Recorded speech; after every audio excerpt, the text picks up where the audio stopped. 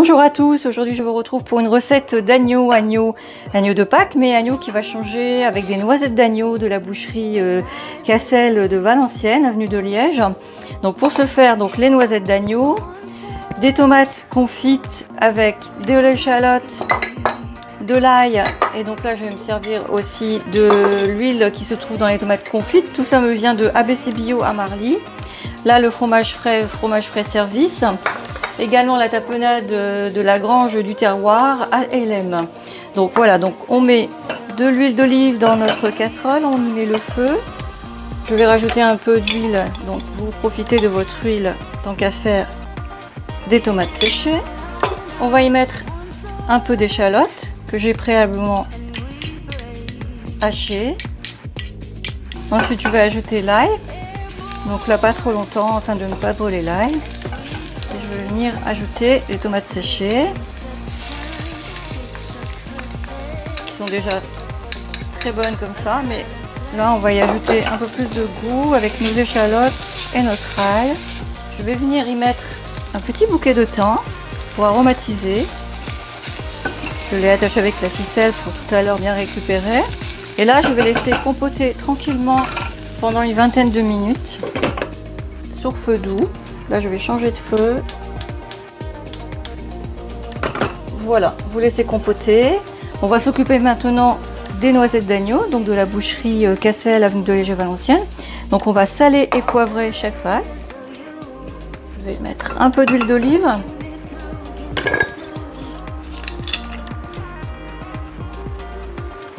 Donc là on va porter la poêle à une température assez chaude pour venir snacker tout simplement les noisettes sur chaque face, quelques minutes, quelques secondes même.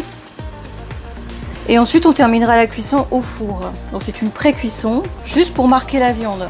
Cette caramélisation va lui permettre de ne pas brûler après au four, va la protéger. Donc là j'attends que ma poêle soit bien chaude. Donc je vais demander à notre boucher, monsieur Cassel, de me couper des noisettes d'agneau dans le filet avec déjà une belle épaisseur de 2 cm. Donc c'est en moyenne 2 noisettes par personne, après ça dépend de l'appétit des uns et des autres. Donc là on y va. Voilà.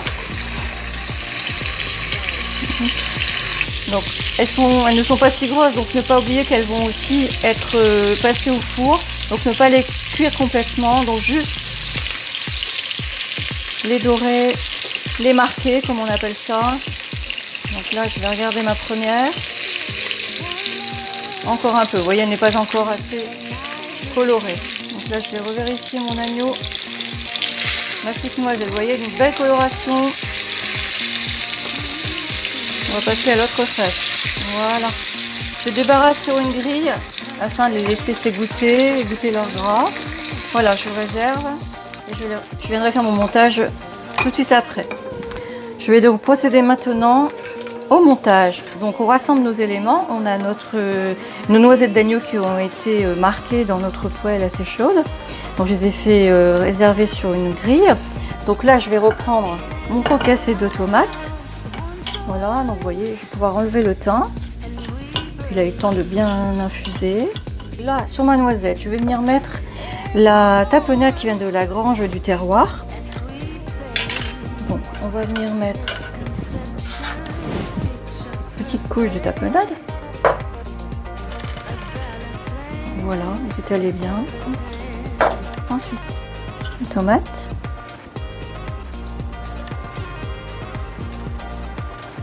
Voilà. Ensuite, je vais venir poser mon chèvre de fromage frais.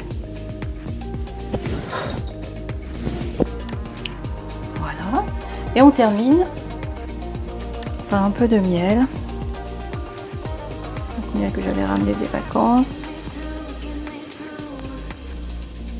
Voilà. Donc cette préparation peut être faite en avance. Et vous passez au four sous le grill 7-8 minutes. Ça dépendra de la grosseur de vos noisettes avant de servir votre plat. Une fois que le montage est fait, je vais mettre un peu d'huile dans un plat et je vais les enfourner pour quelques instants sous le grill. Et voilà. Et vous pouvez agrémenter, pour le rappel du thym, dans les tomates séchées. Voilà, un petit peu de thym. Donc à servir avec peut-être des frites de polenta ou de la purée ou selon votre imagination. Si vous réalisez cette recette, n'hésitez pas à me la poster. Je vous souhaite de belles fêtes de Pâques. À bientôt pour d'autres recettes.